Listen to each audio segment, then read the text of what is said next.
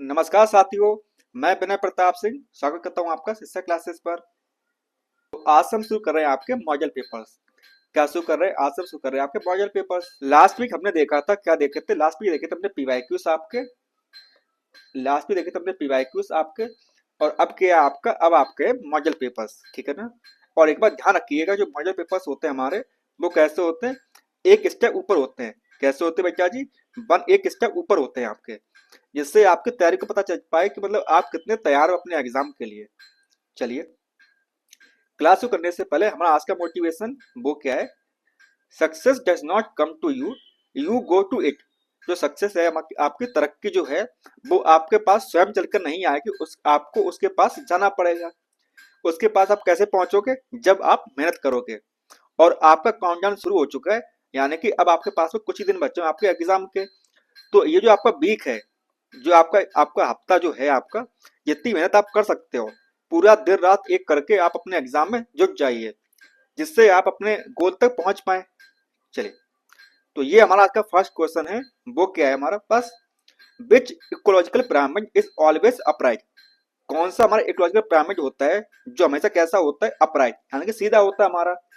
कौन सा पारिस्थिति पिरामिड हमेशा ही सीधा होता है? तो हमारे पास ऑप्शन है, क्या क्या पास ऑप्शन है? पिरामिड ऑफ बायोमास, यानी कि बायोमास का पिरामिड। ऑप्शन बी हमारे पास में पिरामिड ऑफ नंबर, यानी कि संख्या का पिरामिड। ऑप्शन सी हमारे पास में पिरामिड ऑफ एनर्जी, यानी कि ऊर्जा का पिरामिड। एंड ऑप्शन डी हमारे पास में पिरामिड ऑफ कार्बन, यानी कार्बन का पिरामिड। तो कौन सा हो जाएगा आपका? तो इसका आपको हो जाएगा ऑप्शन नंबर सी हमारा correct answer. Pyramid of energy जो है हमारा, वो क्या है? मतलब वो हमारा करेक्ट आंसर है।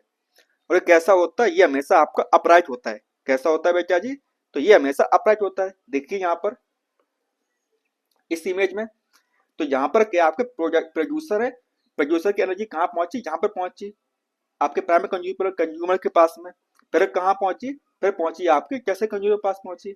और देन आपका जो टॉप पे थे हमारे, उनके पास पहुंची। तो ये हमारी क्या है? ये हमारी है एनर्जी का पिरामिड। और ये कैसा होता है? तो ये हमेशा आपका कैसा होता है बच्चा जी? तो ये होता है हमेशा आपका पिरामिड अपराइट। और अगर आप बात करें किसकी? पिरामिड ऑफ बायोमास की बात करें, या आप पिरामिड ऑफ नंबर की बात करें, तो ये कैसे होते हैं हमारे? तो ये हमारे दोनों प्रकार के होते हैं। कैसे होते हैं बेटा जी? तो ये हमारे दोनों प्रकार के होते हैं, यानी कि आपके अपराइट भी हो सकते हैं और हमारे इनवर्टेड भी हो सकते हैं। कैसे? हमारे अपराइट और हमारे इनवर्टेड। ये डिपेंड करता है आपके क्या सिचुएशन क्या है। सिचुएशन के हिसाब से ये मतलब अपना चेंज कर लेते हैं। अपराइट में सीधे होंगे या हमारे उल्टे होंगे। ओके, चलिए आगे बढ़ते हैं। क्वेश्चन नंबर सेकंड हमारा है, देखिए यहाँ पर ये एग्जांपल दिया आपका, किसका दिया हुआ? आपका पिरामिड ऑफ बायोमास का। देखिए ये कैसा आपका अपराइट है, सीधा है, और ये हमारा उल्टा है। कैसा हमारे पास में? ये उल्टा है। तो देखिए, प्रोड्यूसर पर क्या होता है? आपके कंज्यूमर होते हैं, फिर आपके सेकेंडरी कंज्यूमर होते हैं, देन आपका टर्सरी कंज्यूमर्स होते हैं। उसी प्रकार से उल्टा कब होता है? जैसे आप मान लीजिए आपके फाइटोप्लैंक्टन्स हैं। जो फाइटोप्लैंक्टन्स होते हैं, जो मतलब आपके एक प्रकार का एल्गी मान लीजिए, जो आपका मतलब समुद्र में होती है या मतलब तालाब में होती है। उसका बायोमास कितना होता है? कम होता है आपका, उसका जो भार होता है कम होता है। उसके ऊपर कौन होता है? उसके ऊपर आपके होते हैं जू प्लैंक्टन्स। कौन होते हैं बेटा जी? उसके ऊपर होते हैं आपके जू प्लैंक्टन्स होते हैं। तो वो कैसे होगा? संख्या में तो कम होते हैं, परंतु कैसे होते हैं? भार में ज्यादा होते हैं। बायोमास क्या होता है? उनका बायोमास उनका ज्यादा होता है। उसके बाद में आपके स्मॉल फिश आती हैं, देन आपकी लार्ज फिश आती हैं। तो जो बायोमास होता है वो कैसा होता है? ज्यादा होता चला जाता है। तो इसलिए इसका कैसा हो जाएगा आपका? इसका आपको हो जाएगा इनवर्टेड। कैसा हो जाएगा बेटा जी? तो इसका आपको हो जाएगा उल्टा। चलिए, अब देखते हैं क्वेश्चन नंबर क्या हमारे पास 32 है। विच type of lens is use for correcting astigmatism? क्या हो जाएगा आपका? दृष्टि बैस में को ठीक करने के लिए किस प्रकार के लेंस का उपयोग किया जाता है? तो बताइए किस प्रकार का लेंस का यूज किया जाता है आपका? तो देखिए, ये क्या आपकी नॉर्मल आई है। क्या है हमारे पास में? नॉर्मल आई है। और अगर आपको एस्टिग्मेटिज्म हो गया आपको, तो कैसा हो जाएगा आपका? ये मतलब आपकी जो रेस होंगे कैसे हो जाएंगे? मतलब फैल जाएंगी, मतलब एक जगह पे नहीं पहुंचेंगी। तो हम क्या करेंगे? हम यूज करेंगे आपका सिलेंडर लेंस यूज करेंगे। क्या यूज करेंगे? तो हम करेंगे आपका सिलेंडर लेंस यूज करेंगे। जिससे क्या होगा? आपकी जो रेस है हमारी, वो आपके रेटिना पर पहुंच जाएंगी। ठीक है ना। यानी कि बेलनाकार आपका लेंस इस्तेमाल किया जाएगा आपका एस्टिग्मेटिज्म में। ठीक है ना। तो क्या हो जाएगा आपका? इसका आपको हो जाएगा ऑप्शन नंबर सी हमारा करेक्ट आंसर। और ये बात तो आपको पता है, जो कॉन्वेकेव लेंस होता है उसका यूज हम किस में करते हैं, उसका यूज करते हैं मायोपिया में करते हैं। किस में करते हैं बच्चा जी, तो उसको करते हैं मायोपिया में यूज करते हैं। और आपका कॉन्वेक्स लेंस किस में यूज करते हैं, तो वो करते हैं आपका हाइपर मायोपिया में। किस में करते हैं, तो वो करते हैं आपका हाइपर मायोपिया में करते हैं, ठीक है ना।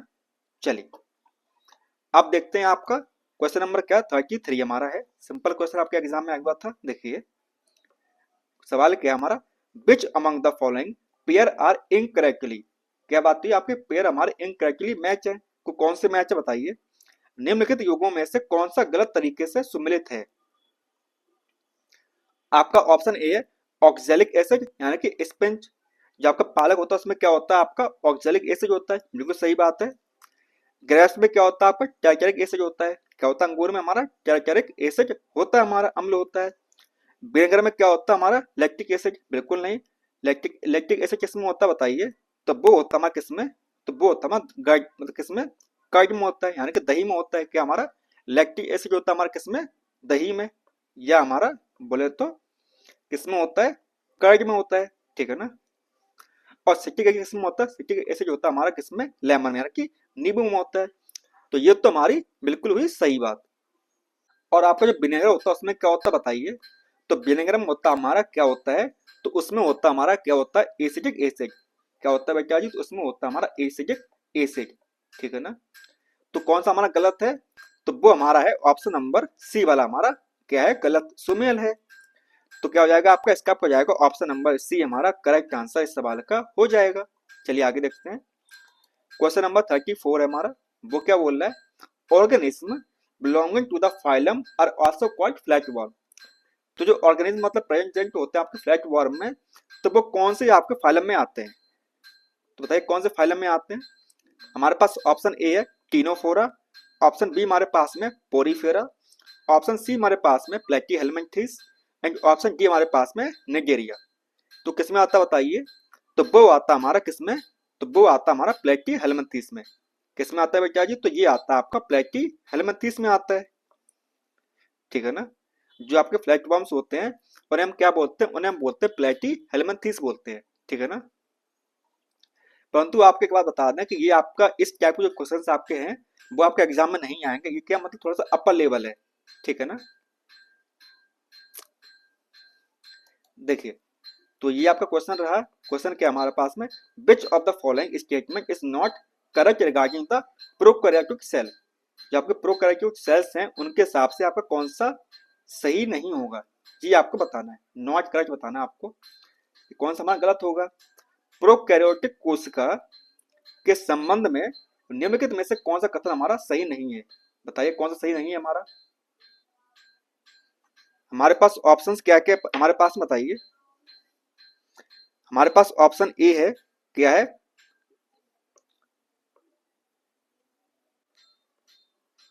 हमारे पास ऑप्शन ए है they have only very small ribosomes are organelles. क्या बोल रहा है कि मतलब उनके पास कोशिकांग के रूप में केवल बहुत छोटी क्या होता है, राइबोसोम्स होते हैं, बिल्कुल सही बात है। जो हमारे प्रोकैरियोट्स होते हैं हमारे, उनके पास क्या होता है, सिंपल से हमारे पास में राइबोसोम्स पाए जाते हैं, ओके। ऑप्शन बी हमारे पास में क्या है, membrane bound cell organelles are present. तो बता दें झिल्ली बाध्य कोशिकांग उपस्थित होते हैं, बिल्कुल नहीं। ये किसमें होते हैं, तो ये होते हैं हमारे यूकैरियोट्स में। किसमें होते हैं बेटा जी, तो ये होते हैं हमारे यूकैरियोट्स में, ठीक है ना। प्रोकैरियोट्स में आपके membrane bound cell organs present नहीं होते हैं। किसमें, हमारे यूकैरियोट्स में प्रेजेंट होते हैं हमारे, परंतु प्रोकैरियोट्स में हमारा प्रेजेंट नहीं होते हैं। ऑप्शन सी हमारे पास में क्या है, their chromosomes are composed of only nucleic acid. यानी कि जो क्रोमोसोम्स होते हैं कैसे होते हैं, उनके पास सिर्फ क्या होता है, न्यूक्लिक एसिड होता है। क्या होता है, उनके पास केवल न्यूक्लिक अम्ल होता है। तो ये तो मतलब क्या आपका करेक्ट ऑप्शन है। ऑप्शन टी हमारे पास में their size is generally in the range of 1 to लेकर मतलब 1 से लेकर 10 माइक्रोमीटर तक होता है। तो ये भी क्या आपकी सही बात है कि उनका आकार जो होता है आमतौर पर 1 से लेकर 10 माइक्रोमीटर तक आसपास होता है हमारा। तो क्या हो जाएगा आपका, इसका आपका हो जाएगा ऑप्शन नंबर बी हमारा करेक्ट आंसर। क्या हो जाएगा बेटा जी, तो बी हमारा करेक्ट आंसर हो जाएगा। चलिए आगे देखते हैं। क्वेश्चन नंबर हमारा है 36। वो क्या है हमारे पास में what is the reason for the formation of mirage in desert, मतलब क्या कारण होता है आपका मिराज का फॉर्मेशन, आपका जो डेजर्ट मतलब जो रेगिस्तान होता है वहां पे जो मिराज बनता है हमारा, वो क्यों बनता है? रेगिस्तान में मरीचिका के बनने का कारण क्या होता है तो बताइए। तो वो होता हमारा क्या, रिफ्लेक्शन और टोटल इंटरनल रिफ्लेक्शन हमारा होता है। क्या होता है बेटा जी? तो वो होता है हमारा ऑप्शन नंबर सी क्या हमारा करेक्ट आंसर है। क्या है आपके पास में? प्रकाश का अपवर्तन और पूर्ण आंतरिक परावर्तन। क्या होता है आपका? प्रकाश का अपवर्तन और पूर्ण आंतरिक परावर्तन दोनों होते हैं, जिसकी वजह से क्या होता है आपका डेजर्ट में क्या होता है आपका मिराज का फॉर्मेशन होता है। ठीक है ना, चलिए आगे देखते हैं। क्वेश्चन हमारा है 37। तो वो क्या हमारे पास देखिए, which type of mirror are use in solar cooker. किसकी बात हो रही है? आपकी हो रही सोलर कुकर की बात हो रही है। To focus the infrared rays of the sun at the single point. तो मतलब किस प्रकार कुकर, मतलब कुकर सोलर कुकर में आपका किस प्रकार का मिरर आपका इस्तेमाल होता है तो बताइए। सोलर कुकर में आपका किस प्रकार के दर्पणों का उपयोग एक बिंदु पर सूर्य की अवरत किरणों पर ध्यान केंद्रित करने के लिए किया जाता है? तो कौन सा होता है? आप इमेज देख पा रहे हो वो कौन सा है आपका? तो वो हमारा है कौन सा आपका कॉनकेव मिरर। कौन सा है बेटा जी? तो वो हमारा हो जाता है कॉनकेव मिरर। आप देख पा रहे होंगे इमेज में, तो ये कौन सा हमारा, ये हमारा कॉनकेव मिरर आपका है ना। चलिए आगे देखते हैं। क्वेश्चन हमारा है क्या, हमारा सिंपल सा क्वेश्चन आपके एग्जाम में था, क्या था आपका? A sound wave is propagated through a medium with a speed of 450 metre per second. If the frequency of the wave is 1500 hertz, then find the wavelength of the sound wave is used. क्या बोल रहा है कि ये बोल रहा है हमारा एक ध्वनि तरंग को 450 मीटर प्रति सेकंड की चाल के साथ में एक माध्यम से प्रसारित किया जाता है। ओके, यदि तरंग की आवृत्ति 1500 हर्ट्ज है, प्रयुक्त ध्वनि तरंग की तरंग दैर्घ्य ज्ञात कीजिए। तो कैसे करेंगे? सिंपल सा फॉर्मूला हमारा है, वो क्या हमारा पास में B equal to n lambda. क्या है बेटा जी? तो वो हमारा है mu equal to n lambda. तो हमको निकालना क्या है? हमको निकालना लैम्डा। क्या निकालना? हमको फाइंड करना वेवलेंथ। क्या फाइंड करना? हमको फाइंड करनी वेवलेंथ। तो क्या करेंगे? लैम्डा लेके आएंगे यहाँ पर, और क्या हो जाएगा हमारा म्यू इक्वल टू आपका एन। अब म्यू कितना दिया हुआ हमारा? तो वो दिया हुआ कितना दिया हुआ देखिए।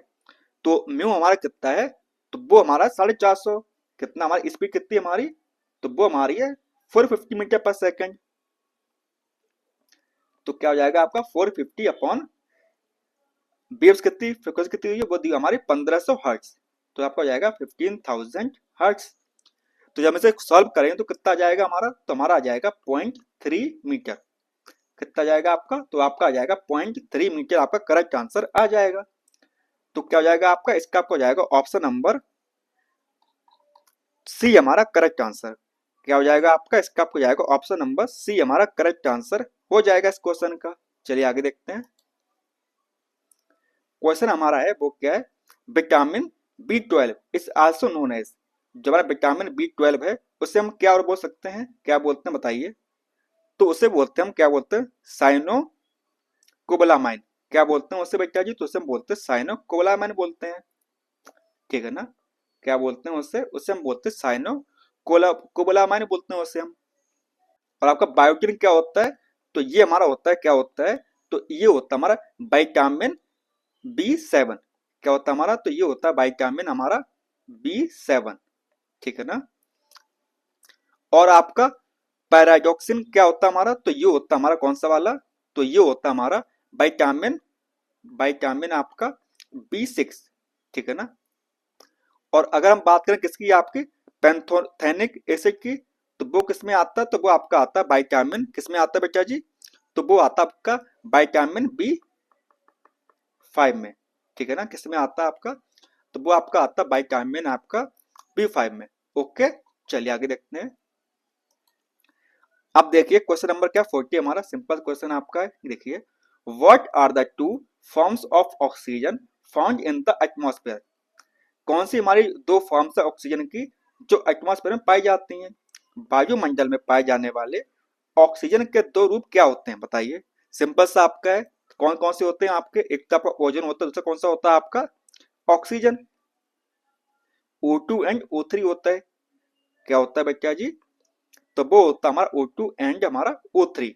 ओके, चलिए आगे देखिए। क्वेश्चन नंबर क्या 41 हमारा सिंपल क्वेश्चन है। देखिए देखिए क्या है हमारे पास में। Which of the following device is based upon magnetic effect of electric current? कौन सा डिवाइस हमारा magnetic effect of electric current पर बेस है? किस पर बेस है हमारा? निम्नलिखित में से कौन सा उपकरण विद्युत धारा के चुंबकीय प्रवाह पर आधारित है? तो हमारे पास ऑप्शंस क्या क्या है? हमारे पास ऑप्शन ए है इलेक्ट्रिक बल्ब, ऑप्शन बी हमारे पास में इलेक्ट्रिक फ्यूज, ऑप्शन सी हमारे पास में electric bell and option D हमारे पास में क्या है? Electric press. तो कौन सा हो जाएगा आपका? तो इसका आपको जाएगा option number C electric bell जो होती है घंटी आपकी, तो वो क्या उस पर होती है? तो वो होती है हमारी विद्युत धारा के चुंबकीय प्रवाह पर आधारित होती है। ठीक है ना? चलिए अब देखिए क्वेश्चन नंबर क्या 42 हमारा है simple question. The unit of linear momentum, जब का लीनियर मोमेंटम होता है उसकी यूनिट क्या होती है? रैखिक रैखिक संवेग की। बताइए क्या होती है? तो वो होती है हमारी न्यूटन सेकंड। क्या होती है? तो वो होती है हमारी न्यूटन सेकंड। तो आपको ऑप्शन नंबर जो डी है हमारा वो क्या हो जाएगा? हमारा करेक्ट आंसर इस क्वेश्चन का आपका हो जाएगा। चलिए आगे देखते हैं। क्वेश्चन नंबर 43 सिंपल क्वेश्चन है। देखिए क्या है। Which national park of Rajasthan, Rajasthan का हमारा कौन सा ऐसा नेशनल पार्क है is known for the migrative bird? क्या है आपका? Siberian crane. आपकी साइबेरियन क्रेन किस नेशनल पार्क में आती है माइग्रेट होकर? तो ये आपको बताना है। राजस्थान का कौन सा, राजस्थान का कौन सा होता है हमारा? तो वो होता है हमारा केला देव। केवला देव क्या हमारा करेक्ट आंसर इस क्वेश्चन का हमारा हो जाएगा। क्या हो जाएगा आपका? केवला देव हमारा करेक्ट आंसर हमारा इस सवाल का है। आगे देखिए क्वेश्चन नंबर 44 हमारा वो क्या है। The cooking gas is mainly mixture of two gases. जो हमारी कुकिंग गैस होती है वो क्या जनरली किस में होती है? दो गैस का मिश्रण होती है। क्या होती है? खाना पकाने वाली जो गैस होती है मुख्य रूप से दो गैसों का क्या होती है? दो गैसों का आपका मिश्रण होती है। वो कौन सी गैस होती है? वो होती है हमारी प्रोपेन एंड ब्यूटेन। कौन सी गैस होती है बेटा जी? तो वो होती है हमारी प्रोपेन एंड ब्यूटेन। ठीक है ना? कौन सी गैस होती है हमारी? तो वो होती है हमारी प्रोपेन एंड ब्यूटेन हमारी होती है। ठीक है ना? आगे देखिए क्वेश्चन नंबर क्या हमारे पास 45 है। क्या क्वेश्चन हमारा है? देखिए plasma is often called the state of matter. किसकी बात हो रही है बेटा जी? प्लाज्मा की बात हो रही है। जो प्लाज्मा हमारा है वो कौन से स्टेट का होता है? हमारा स्टेट ऑफ मैटर में। प्लाज्मा का अक्सर पदार्थ किस अवस्था में होता है? तो बताइए। तो देखिए जो हमारा एक तो होता है सॉलिड, लिक्विड एंड गैस, फिर उसके बाद क्या आता है? प्लाज्मा आता है। उसके बाद क्या आता है आपका? पांचवा एक और होता है। वो कौन सा होता है? तो वो होता है हमारा बोस आइंस्टीन कंडेंसेट होता है हमारा। क्या होता है हमारे पास में? बोस आइंस्टीन कंडेंसेट होता है हमारा। तो क्या हो जाएगा आपका? इसका आपको जाएगा ऑप्शन नंबर ए हमारा करेक्ट आंसर। क्या हो जाएगा आपका? तो इसका आपको जाएगा ऑप्शन नंबर ए हमारा करेक्ट आंसर इस क्वेश्चन का आपका हो जाएगा। चलिए आगे देखते हैं। तो क्वेश्चन हमारा है the frequency of the sound produce by an earthquake. जो हमारा भूकंप आता है उसकी फ्रीक्वेंसी कितनी हो सकती है? भूकंप द्वारा उत्पन्न ध्वनि की आवृत्ति होती है। तो हमारे पास ऑप्शन क्या क्या है? तो हमारा ऑप्शन है अबव 20,000 हर्ट्ज, ऑप्शन बी हमारे पास में बिलो 20 हर्ट्ज, ऑप्शन सी हमारे पास में है बिटवीन 20 हर्ट्ज एंड 20 के हर्ट्ज, ऑप्शन डी हमारे पास में अबव 200 हर्ट्ज। तो क्या हो जाएगा आपका? इसका हो जाएगा बिलो 20 हर्ट्ज। तो आपका ऑप्शन नंबर बी के हमारे पास में करेक्ट आंसर क्वेश्चन का आपका है। आगे देखिए क्वेश्चन नंबर 45 वो क्या है। Which of the following is not a by product of petroleum. तो इनमें से हमारा ऐसा कौन सा बाई प्रोडक्ट हमारा पेट्रोलियम का नहीं है? तो कौन सा नहीं है ये बताइए आप कि निम्नलिखित में से कौन सा पेट्रोलियम का उपोत्पाद नहीं होगा? तो कौन सा नहीं होगा बताइए। क्या आपका पैराफिन वैक्स होगा? बिल्कुल होगा नहीं। क्या आपका कोक होगा? या आपका बिटुमेन होगा या आपका लुब्रिकेटिंग ऑयल होगा, कौन सा होगा आपका? तो आपका कोक हमारा नहीं होगा, ठीक है ना, क्या नहीं होगा? कोक हमारा नहीं होगा। तो इसीलिए ये नहीं होगा, तो क्या हो जाएगा आपका ऑप्शन नंबर बी हमारा करेक्ट आंसर हो जाएगा। आगे देखिए, क्वेश्चन हमारा है क्या है, which of the following crops is an example of kharif crops? तो कौन सा हमारा खरीफ क्रॉप्स का एग्जाम्पल है, कौन बताएगा? बताइए, निम्नलिखित में से कौन सी फसल खरीफ फसलों का उदाहरण है हमारा? तो हमारे पास ऑप्शन क्या क्या है, ग्राम, कॉटन, पी एंड वीट, चना, कपास, मटर एंड गेहूं। तो क्या हो जाएगा आपका? इसका आपको हो जाएगा ऑप्शन नंबर बी हमारा, जो कॉटन है वो क्या है हमारे खरीफ क्रॉप्स का एग्जाम्पल है। कौन सा? कपास। क्या हमारे पास में कपास हमारा खरीफ क्रॉप्स का एग्जाम्पल है। चलिए आगे देखते हैं, क्वेश्चन नंबर 49, वो क्या हमारा, विच ऑफ द फॉलोइंग आर्टरी या वेन कैरी डीऑक्सीजनेटेड ब्लड? तो कौन सी हमारी आर्टरी या वेन होती है जो हमारा डीऑक्सीजनेटेड ब्लड हमारा कैरी करती है? क्या करती है? निम्नलिखित में से कौन सा धमनी या सिराएं बी ऑक्सीजन रक्त लेके जाती हैं? तो कौन से लेके जाती हैं? क्या हमारी पल्मोनरी आर्टरीज लेके जाती हैं, या हमारी पल्मोनरी वेन्स लेके जाती हैं, या आउटर लेके जाती है, या आपका रेनल आर्टरी लेके जाती है? तो कौन सा लेके जाती हैं? तो वो लेके जाती है हमारी पल्मोनरी आर्टरीज। कौन सी होती है हमारी? तो वो होती हैं फुफ्फुसीय धमनियां। कौन होती है बेटा जी? तो वो होती है हमारी फुफ्फुसीय धमनियां होती है हमारी, जो हमारी बी ऑक्सीजनक रक्त लेके जाती हैं। देखिए यहाँ पर अगर आप इमेज देख पा रहे होंगे, हमारा क्या, हमारा पल्मोनरी आर्टरी, तो वो कहाँ पर है? देखिए वो यहाँ पर हमारे, और ये कैसे लेके जा रही है? तो ये लेके जा रहा है हमारा डीऑक्सीजनेटेड ब्लड लेके जा रही है। देखिए यहाँ पर है ना ये, और जो एओर्टा वो कैसा हमारा ऑक्सीजनेटेड ब्लड लेके आ रहा है, देखिए, है ना। चलिए नेक्स्ट क्वेश्चन हमारा 50 नंबर का, वो क्या है हमारे पास में? तो वो क्वेश्चन हमारा है क्या है हमारे पास बेटा जी? देखिए, what is the casual agent of chikungunya? Chikungunya किसके द्वारा होता है बताइए? चिकनगुनिया का कारण क्या हमारे पास में? तो वो है वायरस। कौन सा होता है? तो वो होता है वायरस। क्या होता है बेटा जी? तो वो होता है वायरस। हमारा क्या होता है? कारण होता है आपका कौन सा? आपका चिकनगुनिया का, ठीक है ना। आगे देखिए, क्वेश्चन नंबर 51, तो वो क्या हमारे पास में? तो वो हमारा है, निम्नलिखित में से क्या एक विज्ञान शिक्षा का उद्देश्य नहीं है? मतलब इनमें से हमारा कौन सा एक विज्ञान शिक्षा का उद्देश्य नहीं है? बताइए कौन सा नहीं है हमारा? हमारे पास ऑप्शन ए है, विज्ञान की शिक्षा शिक्षार्थियों को वैज्ञानिक प्रवृत्ति का पोषण करने में सक्षम बनाती है। बिल्कुल बनाती है, सही बात है। ऑप्शन बी हमारे पास में क्या है? बी है, इसे शिक्षार्थियों को ईमानदारी, अखंडता और सहयोग के मूल्यों को आत्मसात करने में सक्षम बनाना चाहती है। बिल्कुल सही बात है। इसे शिक्षार्थी तथ्यों को याद रखने और नियमों को कंठस्थ, तो यहाँ पर किसकी बात हो रही? देखिए, नियम को याद करना, कंठस्थ करना, तो ये तो हमारी बात नहीं होती। ये क्या हमारी रचंत विद्या है, और रचंत विद्या हमारी सही कभी नहीं हो सकती है। तो क्या हो जाएगा आपका? इसका हो जाएगा ऑप्शन नंबर सी हमारा करेक्ट आंसर। क्या हो जाएगा बेटा जी? तो इसका हो जाएगा ऑप्शन नंबर सी हमारा करेक्ट आंसर। अब देखिए क्वेश्चन नंबर क्या है, 52 हमारा है, वो क्या है? 52 में हमारा क्या है? देखिए, विज्ञान में शिक्षण सहायक सामग्री के उपयोग के मामले में निम्नलिखित में से कौन सा कथन सही है? किसमें आपका शिक्षण सहायक सामग्री के उपयोग के हिसाब से कौन सा हमारा सही है? तो ये आपको बताना है। हमारा ऑप्शन फर्स्ट है क्या है, ज्यादा मदद ना करें, क्योंकि विज्ञान ने ऐसी विषय वस्तु स्थापित कर ली है जिसे याद रखने की जरूरत नहीं है। बिल्कुल सही बात है। मतलब आप फैक्ट्स, सारे फैक्ट्स आप याद ना रखें, ऐसी कोई मतलब आवश्यकता नहीं है। ऑप्शन बी हमारे पास में प्राथमिक स्तर पर ही प्रयोग किया जा सकता है।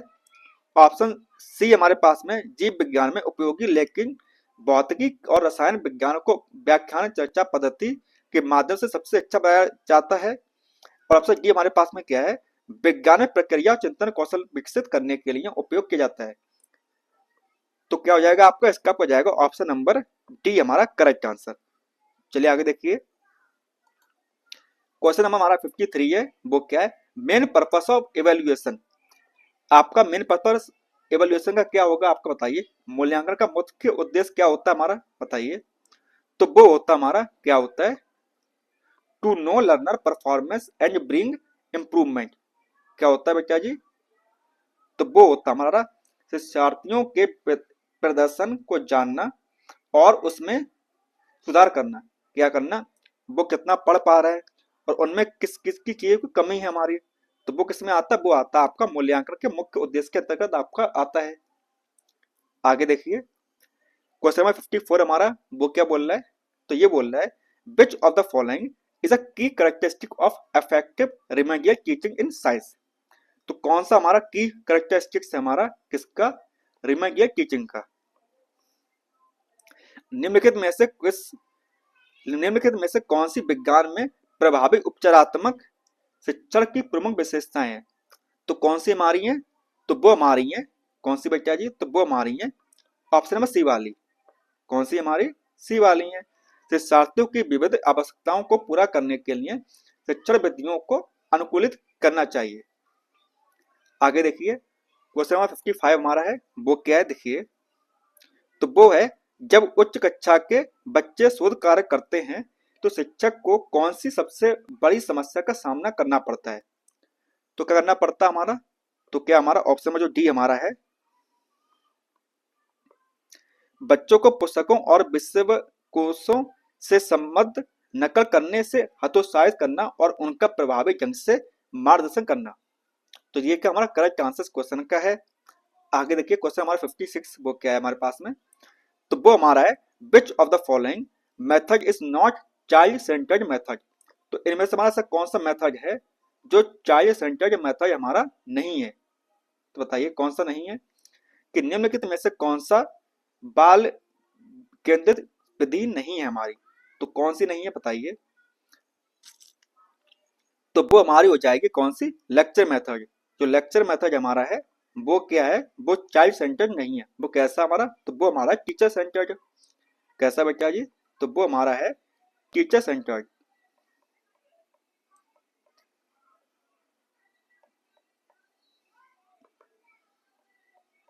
ठीक है ना?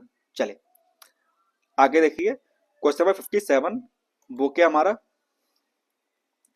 तो वो हमारा है शिक्षण की एक ऐसी विधि जिसमें छात्रों को खोजकर्ता के प्रतिष्ठा में यथासंभव शामिल करना है। वे विधियों जिनमें केवल चीजों के बारे में बताने की बजाय उनका अनुसंधान कब शामिल है? किसका शामिल है? आपका अनुसंधान शामिल है। वो किस में आएगा? तो वो आपका आएगा ह्यूरिस्टिक विधि में। किस में आएगा आपका? तो वो आपका आ जाएगा ह्यूरिस्टिक मेथड में आपका आ जाएगा। किस में आएगा बेटा जी? तो वो आपका आएगा ह्यूरिस्टिक मेथड में आपका आएगा। आगे देखिए क्वेश्चन नंबर 58 हमारा वो क्या है, तो वो हमारा है which of the following method can not be adopted to access skills learner in the science classroom. किसकी बात हो रही है? तो यहाँ बात हो रही है आपकी विज्ञान के किसी कक्षा में अधिगमकर्ताओं की प्रेक्षण निपुणता का मूल्यांकन करने के लिए निम्न में से कौन सी विधि अपनाई नहीं जा सकती है? तो कौन सी नहीं अपनाई जा सकती है? तो वो हमारी हो जाएगी कौन सी वाली? तो वो हो जाएगी हमारी क्लास टेस्ट। यानी कि कक्षा आपका है ना कि आपका क्लास टेस्ट जो है उसका यूज हम नहीं कर सकते हैं। कक्षा परीक्षा का इस्तेमाल हम नहीं कर सकते हैं। ठीक है ना? चलिए अब देखिए हमारा क्वेश्चन क्या है। सवाल हमारा है एक विज्ञान शिक्षक प्रयोगशाला सत्रों के दौरान छात्रों की समझ का आकलन करने के लिए विभिन्न तरीकों का उपयोग करता है। तो निम्नलिखित में से किस आकलन प्रकार का मुख्य रूप से उपयोग कर रहा है? तो किसका कर रहा है हमारा? तो वो कर रहा हमारा अधिगम के लिए आकलन। क्या कर रहा हमारा? तो वो कर रहा हमारा अधिगम के लिए आकलन, यानी कि असेसमेंट फॉर लर्निंग। तो क्या हो जाएगा आपका ऑप्शन नंबर बी हमारा करेक्ट आंसर इस क्वेश्चन का आपका हो जाएगा। आगे देखिए ये हमारा आज का लास्ट क्वेश्चन वो क्या है हमारा, तो वो है which of the following is a nature of science. तो क्या हमारा नेचर ऑफ साइंस होता है बताइए? निम्नलिखित में से कौन सी विज्ञान की प्रवृत्ति प्रकृति है? तो कौन सी हमारी है? तो वो हमारी है science is an interdisciplinary field for teaching. तो क्या हमारी? तो वो हमारी है ऑप्शन नंबर डी, यानी कि विज्ञान अध्ययन का एक अंतर विषय क्षेत्र है। ठीक है ना? तो चलिए आपको एक बार बता दें कि बेटा कृपया करके हमारी बात मान लीजिए, अपना सिलेबस डाउनलोड करके उसके हिसाब से पढ़ना शुरू कीजिए। क्योंकि अगर आप उस प्रकार से नहीं पढ़ेंगे तो आप कितना भी यूट्यूब पर क्लास देख लीजिए, आप अपने एग्जाम में अच्छे नंबर लेके नहीं आ पाएंगे। क्योंकि एक तरीका होता है आपको पढ़ने का। जिस प्रकार से आप छोटे बच्चे थे तो हम क्या करते थे, मतलब थ्योरी पढ़ते थे। क्या पढ़ते थे? हम पढ़ते पहले थ्योरी, फिर उसके बाद क्या करते हम सवाल करते थे, आपके सॉल्व क्वेश्चन हमारे सॉल्व करते थे। अब यहाँ पर आप क्या कर रहे हैं, यहाँ पर आप उल्टा कर रहे हो। आपको थ्योरी आती नहीं है परंतु तुम क्या सॉल्व कर जा रहे हैं, सॉल्व किया जा रहा है, आपका सवाल किए जा रहे हैं आपके। बाकी आप सब समझदार हैं, आपको क्या करना आपको पता है। क्योंकि आगे आके आप भी मतलब क्या बनोगे, आप भी टीचर बनोगे। समझ रहे हो मैं क्या करना चाह रहा हूँ? इसलिए सिलेबस डाउनलोड कीजिए, उसके हिसाब से पढ़िए। और मैं अगर साइंस की बात कर दूं आपका, अगर मैं साइंस की बात करूं बेटा जी, तो उसके लिए आप सिर्फ और सिर्फ 6 से लेकर 8 तक, अगर आप 6 to 8 आंसर नहीं पढ़ पा रहे हैं तो आप मिनिमम अब क्या करें, ninth ninth and class 10th की आप एनसीईआरटी पढ़ लीजिए। पूरी नहीं पढ़नी है आपको, इसमें भी आपको वो पॉइंट्स पढ़ने हैं, वो चैप्टर्स पढ़ने हैं जो आपके सिलेबस में दिए हुए हैं। किस पर दिए हुए हैं? आपके सिलेबस में दिए हुए हैं आपके, तो आपको वो टॉपिक्स पढ़ने हैं। ठीक है ना? क्या पढ़ना है आपको? सिर्फ और सिर्फ वो टॉपिक्स पढ़ने हैं जो आपके सिलेबस पर दिए हुए हैं। और इतना भी आप करके जा रहे हो तो आप अपने एग्जाम में, मैं साइंस की बात कर रहा हूँ, स्पेशली साइंस की बात कर रहा हूँ, तो अब 30 में से आप मिनिमम बता रहा हूँ मैं, आपके 28 मार्क्स आप अपने एग्जाम में लेकर आ सकते हो। समझ रहे मैं क्या कहना चाह रहा हूँ बेटा जी? और मैं आपसे हाथ जोड़कर निवेदन करता हूँ कि आप फालतू के मैराथन के पीछे मत भाजिए कि आपका 100 सवाल हो, मतलब आपके टॉप 100 क्वेश्चन आपके हो गए, ये हो गया वो हो गया। क्योंकि जहां से आपके एग्जाम में सवाल, मैं मानता हूँ कि आपके मान लीजिए आपके एग्जैक्ट क्वेश्चन बन गया आपके एग्जाम में, परंतु आप तब भी वहां पर सॉल्व नहीं करके नहीं आ पाओगे। क्योंकि जो आपका ब्रेन है मतलब वो इस प्रकार से काम नहीं करता उस टाइम पे, जैसा आप सोचते हो कि मतलब वैसा आपका हो जाएगा। इसके लिए आपको मेहनत करनी पड़ेगी। जब आप स्वयं अपनी मेहनत करोगे, आप किताबों खोल के देखोगे, पढ़ोगे, समझोगे, तभी जाके आपका एग्जाम क्वालिफाई होगा। और एग्जाम क्वालिफाई करना काफी टफ बात नहीं है, ये आसान है। बस तरीका ये है कि आप गलत तरीके से आप वो काम कर रहे हो। क्योंकि जिन लोगों को आप देख रहे हो, आपको पता होगा जब आपका एग्जाम हुआ था सीटेट का, जब का एग्जाम हुआ था सीटेट का एग्जाम हुआ था, तब आप देखते होगे कि कितने लोग आपके मतलब लाखों में आपके मतलब कि लाइव बच्चे आते थे, कि आते थे आपके लाइव बच्चे, मतलब लाखों में दिखते थे मतलब उन लोगों को। और कितने बच्चे पास हुए ये बात तो आप भी जानते हो। अगर मैं सही हूं तो मतलब अप्रोक्स 10 लाख के आसपास जो बच्चे हमारे, जो आपका पेपर 6 to 8 वाले देखते हैं। कौन से पेपर देते हैं हमारे? जो 6 to 8 पेपर देते हैं हमारे, उसमें फेल हुए हैं वो बच्चे। समझ रहे हो आप? तो इसमें वो बच्चे मतलब फेल हुए हैं।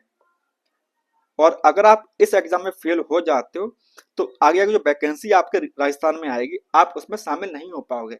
समझ रहे हो? अगर आप उस एग्जाम में शामिल नहीं हो पाते तो आगे नहीं पता कि आपकी अगली वैकेंसी कब है।